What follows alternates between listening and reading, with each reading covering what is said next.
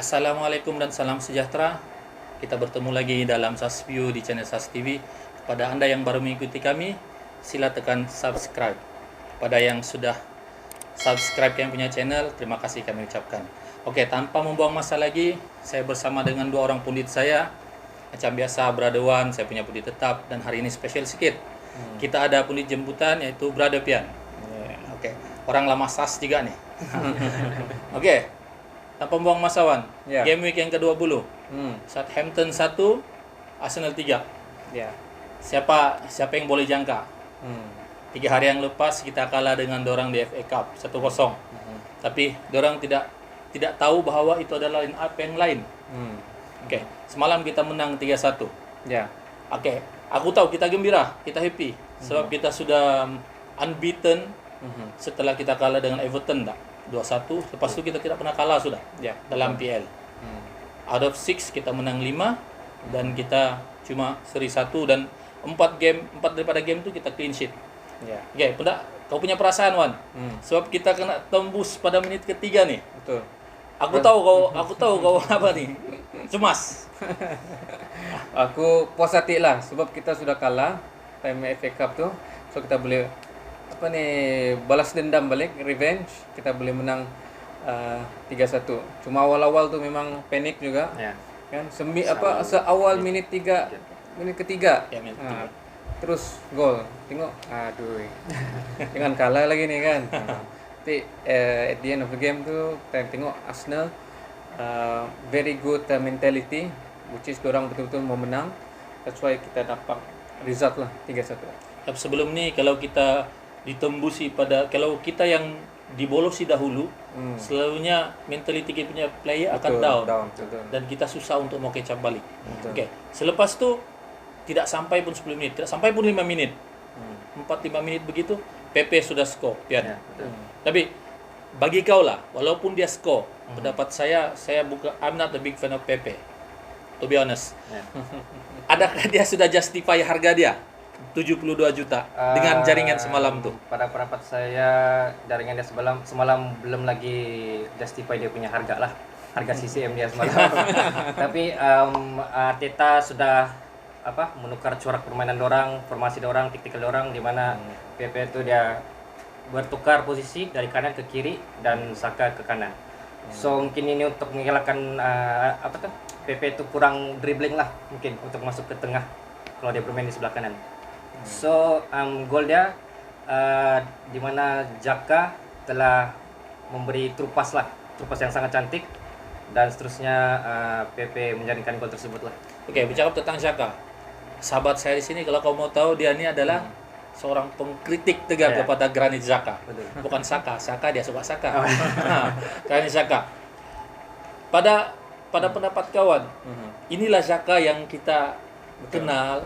Kenapa kita beli dia daripada Mönchengladbach dulu? Aku ingatkan dia akan shoot tuh. Betul tak, Pian? Betul. Selalunya kalau dapat bola begitu dia shoot, tapi dia makin matang. Game dia makin matang. Pada pendapat kau, Xhaka sudah mula mendapat tempat hati kah? Sudah mula mendapat tempat kah di hatimu? Saka memang Pian aku dua ni je aku inti. Saka, Bellerin. Sebab apa? Selalu dorang back pass. So cuma sekarang ni Saka game after game dia getting improve. So macam game semalam tu dia bagi aku inilah perform well, dan dia dapat assist juga untuk gol pertama tu. So Saka bagi aku sudah start jadi fan lah. Jadi dia ini dikenali dengan dia punya long shoot. Sebab itu saya terkejut dia tidak shoot tu bola. Bola tu memang sedap kena shoot tu. Jadi ada juga yang mengatakan fans di luar, saya tengok media massa kan, media sosial kan, dorang menyamakan gandingan Xhaka dengan si Partey ini macam the prime Patrick Vieira dengan the prime Emmanuel Petit. Tapi itu masa silam. Masa silam is past lah. Selepas tu kita boleh cakap tentang jaringan Bukayo Saka. Bukayo Saka punya skor tu nampak macam dia agak tidak stabil sikit, Pian. Betul. Tapi memang cantik lah lorongan daripada Lacazette, betul tak? Ya, betul. Pendapat kau tentang Bukayo? Saka? Bukannya Saka, pada pendapat saya memang dia memang one of the best young player di EPL lah sekarang.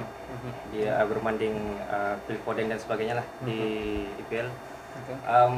Gol yang semalam saya bagi pujian sama Lacazette lah, di mana beliau selalu untuk meminta bola ke tengah, membuat link up player dengan Emil Smith-Rowe, dengan Pepe, dengan Bukayo Saka. Dan gol kedua itu merupakan link up yang sangat baik lah di antara mereka berdua, yang menjanjikan gol yang kedua. Ya. Okay. Selepas itu Lacazette score one. Ya. Lacazette. Sebenarnya dari first half lagi, apa yang saya nampak dia memang ada banyak peluang, bukan banyak lah, tapi ada 1-2 peluang yang terbuka. Ada sebagian daripada kita yang masih lagi tidak boleh move on dengan Giroud yang ada physical. Dorang ingat Laka ni tidak boleh score tandukan lah apalah. Tapi kita sudah nampak beberapa game ni dia adalah kita punya top scorer tau. 8 jaringan sudah dalam liga. Betul. Dia lebih sesuai kepada false 9-1. Betul. So nampak sangat kalau Arteta, itulah Arteta nampak Lacazette sesuai dengan formasi false 9. Kita nampak semalam dia assist satu, dia gol satu lagi. So even now until up to today dia antara highest scorer, dengan di Arsenal. So nampak sangat Arteta made a good decision untuk taruh dia as a false 9. Dan dia terlibat banyak lah dalam game tu. Banding sama dulu dia macam ter-isolate, kurang link up play. Yeah.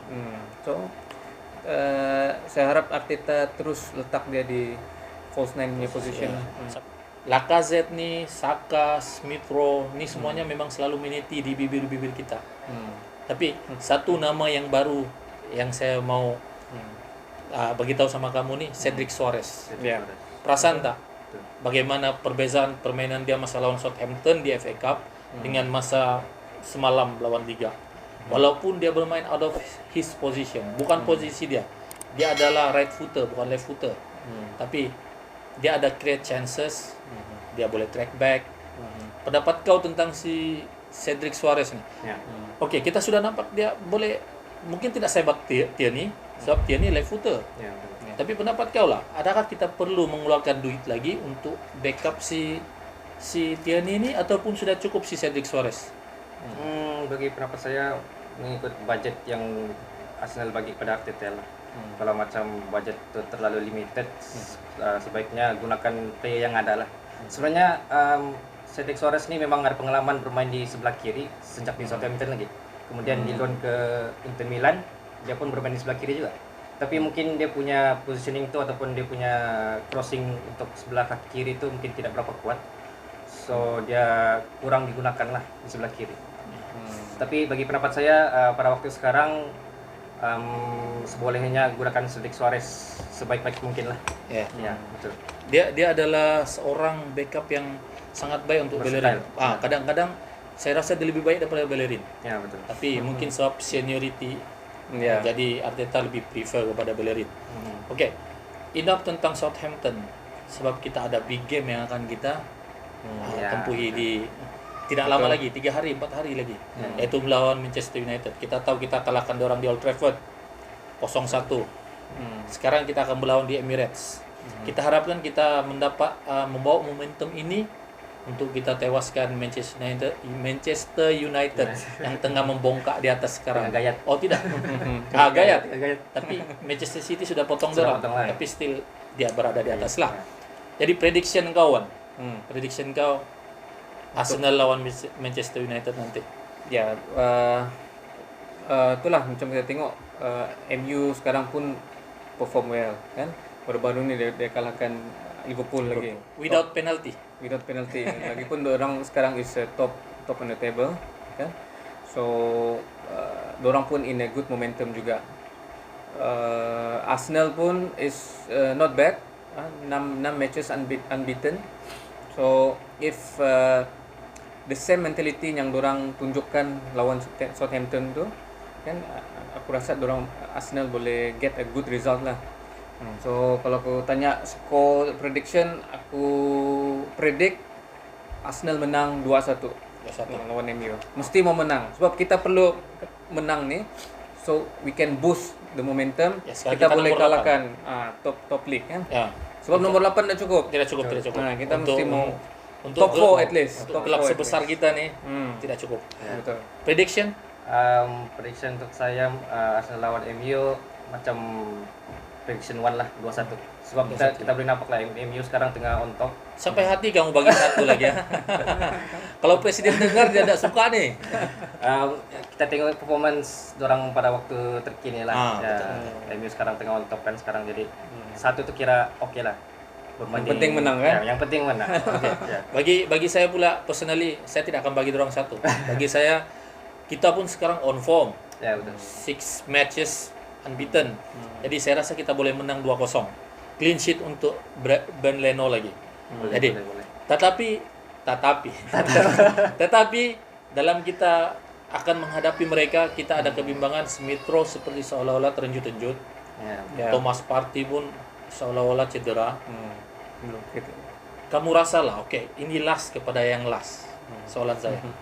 Kalau dua-dua nih betul-betul bukanlah gimmick, betul-betul mereka cedera, siapa kau rasa yang sesuai untuk ganti-ganti orang nih? Nah, itulah masalahnya sekarang. Sebab kita kurang player attacking midfielder. Okay, so mau taruh Willock tuh, aduh. Kau jangan buat lawak. Tidak ada lagi player. That's why paling-paling kita ada Williams je lah. Aubameyang pun dengan masalah dia sendiri. So lack of choices juga. Paling-paling kita taruh William di Thomas Partey Thomas Partey. Dia okey, cuma dia belum betul-betul fit. belum fit. Ya. So El Neni pula dia more to defensive Defensive. midfielder. So Tapi lawan MU tempo di Old Trafford dia agak cemerlang tau. ya, Ini. ya. Cuma dia more to defensive Ya. lah. So what we need is attacking midfielder. Attacking, So itulah Smith Rowe, we really need him. Ya. Cuma kalau dia tiada, tu yang bagi masalah tu. Kalau boleh beli player baru lah. Betul. Macam Odegaard macam menuju ke London sudah tua. Ya, on the way lah. Thomas Partey dengan Smith Rowe, kalaulah mereka yang tidak boleh diturunkan lawan MU, kau rasa siapa yang boleh? Yang current, lupakan Odegaard dulu. Kalau boleh letak Belum pasti Arteta lagi tu. ganti Partey itu rasanya Arteta tuh letak di defensive midfield. Bagi pendapat saya Willian lah mungkin kalau dia taking midfield. Sebab kalau letak Joe Willock dia agak slow and kurang creativity. Berbanding Willian dia mungkin ada creativity tapi mungkin dribbling gitu agak kurang. So saya expect more link up play lah. More link up play, 1-2 passes.